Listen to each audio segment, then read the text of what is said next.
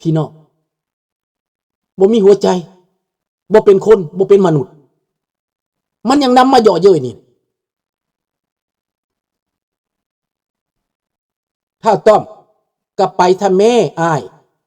มีปัญญาบอกก็อีกเรื่องสอนใส่มาฮอดเมกากะบ่เห็นหน้าซักตัวออกไปไหลอเมริกาเป็นเรื่องอเมริกาแต่แคนาดาเป็นเรื่องแคนาดาหูแตกบ่ได้ยินบ่ต้อมจะบ่ได้ยินบ่คันมันมามอนเทรียลข่อยจะเอาข่อยจะบ่ไปทำผิดที่ประเทศอื่นเข้าใจเจ้าเข้าใจภาษาแล้วบ่หรือบ่เข้าใจภาษาใช้ภาษาหมาได้บ่จะบ่ต้องท่าได้ต้อมถ้าเจ้าเป็นตัวมาแม่เจ้าอีกตัวนึงนี่เจ้าบ่เข้าใจนะอย่ากระแนะกระแหน่เด้อมันเป็นตัวนึงได้เจ้าก็ได้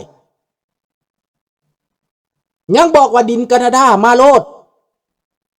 ข้าพเจ้าไปไล่บักทูดกินข้าวบ่ได้นะเลิกไปแต่เว้นพุ่นนะไล่มาพอแห้งแล้วนะกูเหยียบมาพอแห้งแล้วนะมึงรู้จักบ่ข้าพเจ้าบ่เคยย่านผู้ใดดอกคนเดียวก็ไป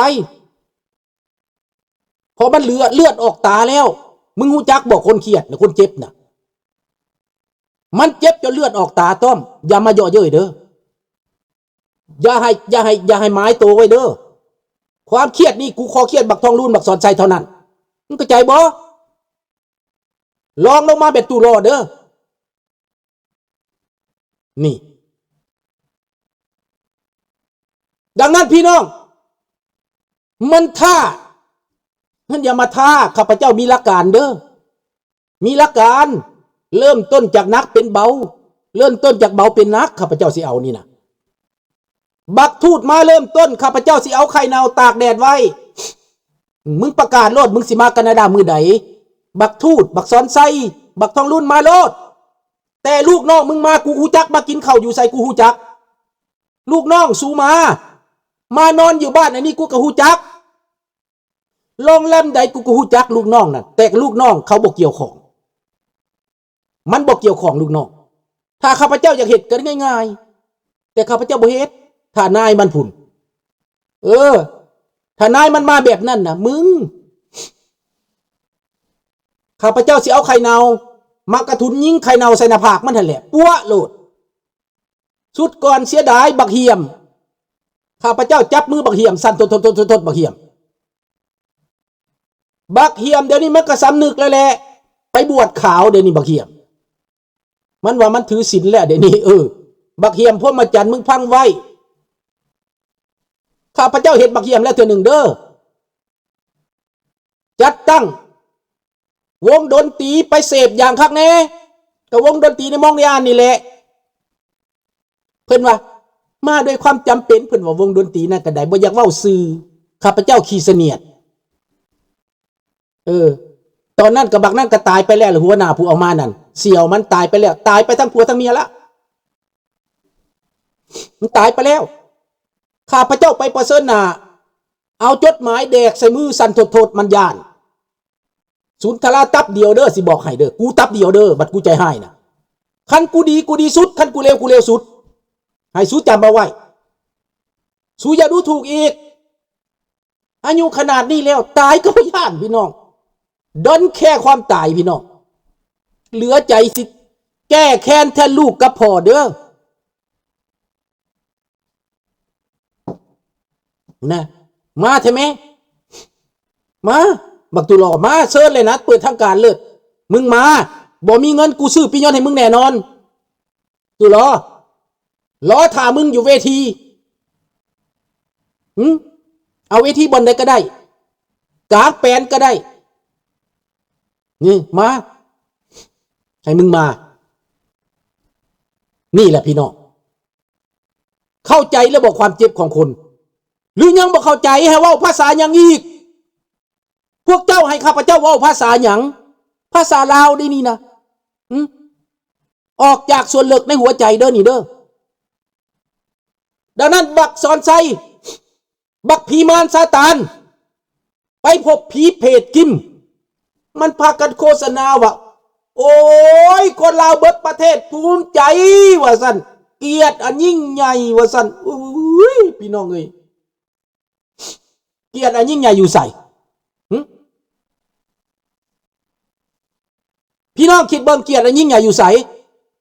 มีไผในภูมิใจนะได้พบมานาบักกิมมันนะหน้าผีเพศหน้าผีมารซาตานโลกเขารังเกียจโลกเขาบ่คบค้าสมาคมบักทองรุ่นแลนมาขอเงินโลกเสรีแลนไปจับมือผีเพศบักผีปอบบักสันดานสัตว์บักผีนรกบักประธานประเทศจอมปลอมบักลูกหมาสีแม่แก้วบักลูกโคตรแม่ทรลาบบักสัตว์หมาซิงหมาเกิดสองโตนี่บักต้องรุ่นกับบักสอนใจนี่พี่น้องสู้ตายไปสู้กับบ่ได้ขึ้นนสวรรค์ดอกตายไปตกนรกการกระทำครั้งนี้ประวัติศาสตร์จงจารึกไว้คนสัวคนเลวบักทองรุ่นบักสอนใจขายประเทศให้แก้วโคตรพ่อโคตรแม่สูตั้งแต่ก่อนสู้ว่าบ่มีเอกราชหมาสีแม่สูบ่เอกราชสูอยู่ใสคำว่าเอกราชนี้คนลาวต้องเว้าได้คนลาวต้องมีสิทธิ์เป็นเจ้าตนเองแต่ในตอนนี้พวกสูเอาเมืองลาวไปเป็นเมืองคืนของแก้วของเก๊กตั้งแต่ก่อนลาวมีเอกราชแล้วสูบ่พอใจหมาสีแม่สูกูด่าบ่เป็นแต่กูต้องด่าแหละอาวุธคือปากพี่น้องขอโทษน้ำลูกน้ำหลานทุกคนขอกราบแทบเท่าพวกลูกหลานทุกคนลุงโมโหแล้วทนบ่ไหวแล้วกับเรื่องนี้นะถ้าได้สู้รบข้าพเจ้าก็จะเอาถึงที่สุดสาธุแม่ขอได้เป็นผู้บัญชาการต่อสู้รบในเอเชียสิใกล้สิมานี่เด้อผู้ใดเป็นทหารให้เว้านำอเมริกาว่าลุงสุนทราขอบัญชาการเองการลบกับพวกหมาสีแม่นี่นะผู้ใดต้องการคนเข้มแข็งผู้ใดต้องการคนบ่ย่างมาอยู่กับลุงจะลบเองกูบ่ย่านมึงดอกตอนข้าพเจ้านี้มาข้าพเจ้าก็บ่ได้ย่านอย่างบังอาจโลดข้าพเจ้านี่นะบ่ย่านบ่กลัวมันเลยฮู้จักวิธีของมันฮู้จักความเลินเล่อของมันฮู้จักความโง่จ้าของมันฮู้เบิดพี่น้องข้าพเจ้าพ่วมสิสมทบพวกกู้ชาติในเวลานั้นเตเดสบุญพี่น้องมาแล้วเมืองไทยก็บ่ได้สนับสนุนพวกกู้ชาติก็มาฮับมาหายไปแล้วข้าพเจ้าเลยบ่ได้ลงมือที่จริงแล้วตั้งใจมาสิบอกว่าเอาเมียไปฮอดประเทศที่3จะมาหลบพี่น้องแต่มันบ่มีบ้านหลบเขาปิดบ้านหลบไปก่อนโอกาสมืดไปถ้าข้าพเจ้าได้กลับขึ้นเหยียบดินลาวถือปืนถืออาวุธแหมมันกันแน่พี่น้องอยากมีโอกาสอีกครั้งหนึ่งถ้าอเมริกาลบกับจีนเมื่อใดลบกับพวกเผด็จการในเอเชียเมื่อใดขออย่าลืมลูกสุนทราเด้ออย่าลืมนี่ของแท้ของจริงข้าพเจ้าจะขอลูกขอเต้าไปตายดาบหน้าก็บ่ได้เสียดายขอรวมมือกับลูกกับหลานขอแห่งจิตแห่งใจจากลูกจากหลานทุกคนเป็นกำลังใจให้มันเจ็บมันปวดกับการเยาะเย้ยกับการถากถางมันเจ็บมันปวดกับการทำลายชาติบ้านเมืองครั้งนี้มันเจ็บที่สุดที่เขากระทำที่เขาเฮ็ดกับพี่น้องประชาชนขายลูกขายหลานเอายาเสพติดมาเบื่อเอาดินเอาดอนเฮ็ดแม่น้ำลำธารตันหูเล็กหูน้อยจนไหลบ่ได้จนท่วมบ้านท่วมเมืองอึดอยากมากแค้นแล้วเลนมาขออพยพสุบ่ให้บ่อพยพเข้ามามือเปล่าอยากบอกญาทานครูบาในแต่ละวัดญาทานอธิใจบุญญาทานบ่ได้ออกให้งานบ่ได้ไปขุดไม้ง่ายขอนเพื่อหาเลี้ยงลูกเลี้ยงเต้าแต่พี่น้องชาวพุทธทั้งหลายทั่วโลกเขาไปหากินยากมากแค้น เงินเดือนต่ำๆคันเงินผู้เฒ่าก็ต่ำๆแต่ว่าเห็นเขามาทานได้ง่ายอย่าสิคิดว่าเอาไปให้เผด็จการแล้วมันดีได้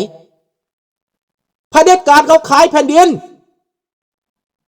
เขาขายบ้านขายเมืองพวกท่านจะไปสมหูความคิดแนวใดคันว่าเอาไปซื้อแล้วไปแจกเองข้าพเจ้าบ่ว่าจักคำแต่อันนี้เอาเงินไปให้ทูตเอาเงินไปให้นายกเอาเงินไปให้รัฐบาลเพื่อการเมืองเพื่อซ้ำเติมจิตใจของเราอพยพขอฝากถึงครูบาทุกตนทุกองค์ถ้าพวกท่านยังบ่มีจิตสำนึกถ้าพวกท่านยังบ่มีความรู้สึกขอพระทุกองค์ที่ฟังอยู่นี่นะมีบ่ศีลห้ามีบ่มันขัดต่อมโนสำนึกมันขัดต่อความจริงคนอพยพเขาหนีมาเขาหาเศร้ากินคำเขาซื่อสัตย์เขาเห็นแก่วัดแก่ว่าเขากินเขาทานแล้วไปยั่วเขาต้องส่งเงินไปให้พวกลาวแดงและลาวแดงเหล่านั้นทำลายพ่อแม่พี่น้องเขาทำลายคนในแผ่นดินทางนี้ผัดมาเรียรายเงินไปให้เขามันแปลว่าหยังเพื่ออยากได้สั้นเพื่ออยากได้ใบย่องย่อเพื่อจะได้เกียรติความโลภมากยังบ่พอบ่คือเรียกว่าตัดกิเลสหมดแล้วฟังดีๆอยากได้ความเคารพต้องเฮ็ดให้มันเป็นต้องศึกษามันดีถ้าจะช่วยเหลือต้องช่วยเหลือแบบเปิดโปร่งแบบโปร่งใสเอาไปซื้อข้าวแล้วเอาไปแจกไปเลี้ยงอาหารส่งคนไปเองบ่ให้เอาไปให้ทูตบ่ให้ไปให้รัฐบาลนี่ควรกระทำแต่ก็ยังบ่เหมาะสมอีกเขาบ่ได้ย่องย่อเฮาเขาบ่ได้ดีใจนำบ่าเราอพยพนี่ดียามใดเขาก็สิฆ่าสิแกงอยู่แล้วยามใดเขาก็หวังทำลายว่าเป็นศัตรูอยู่แล้วยามใดเขาก็ดูถูกอยู่แล้วว่าเขาบ่มีชาติมีแผ่นดินแต่ว่าเขามีแผ่นดินน้ำท่วมหัวเขาก็บ่เป็นความรับผิดชอบของเฮาความรับผิดชอบของรัฐบาลคันมึงบ่มีความสามารถบักทองรุ่นมึงเป็นนายกมึงเป็นประธานประเทศตายห่าเฮ็ดหยังถามนี่มึงบ่มีความสามารถเลี้ยงประชาชนมึงบ่มีความสามารถดูแลประชาชนลงจากอำนาจหรือว่าตายไปซะนอนกลางคืนมึงตายไปซะมึงยังมาเป็นผู้เหยียบย่ำหัวใจประชาชนอยู่ต่อไปพี่น้องทั้งโลกถ้าพี่น้องยังบ่เข้าใจข้าพเจ้าสิเว้าภาษาสัตว์ต่อไปว่าภาษาลาวนี่มันนิ่มนวลโพดมันน้อมแนมโพดใส่ภาษาสัตว์คือพวกแก้วพวกเจกนั่นแหละลากคอไปโลดมากหลายแบบนั้นมากหลายแบบเขาลากคอไปนั่นเห็นเขาฆ่าคนลาวด้วยกันพวกท่านหัวเหยาะเย้ยเห็นเขาทำลายคนลาวในประเทศบักหมาสีแม่ตู้รอมันหัวเหยาะเย้ยเห็นเขาฆ่าเจ้าข้ามหากษัตริย์เห็นเขาเหยียบย่ำทำลายมันหัวเหยาะเย้ยให้มึงเหยาะเย้ยต่อไปเดี๋ยวมึงจะได้เจอเดี๋ยวกรรมจะตามสนองมึงเดี๋ยวมึงจะได้หู้ซึกแต่เวลานั้น too late for you อินเลโตรตาพวกตัวอินเลวันมัง too late to you listen to me อินเล too late to you finish อีเลฟินี่แม่นนางบ่มีในหัวใจบ่มีอีกแล้วว่ามึงเป็นคนกูคิดว่ามึงเป็นเดียรสารมึงเป็นลูกน้องบักทองลุ้นมึงเป็นลูกน้องบักสอนใสแล้วเฮายังสินับถือมันอยู่วะเฮายังสิคิดว่ามันเป็นคนวะศัตรูคือศัตรู My enemy it's your enemy Thank you ขอบอกขอบใจหลายๆMerci beaucoup Good night บอนนุย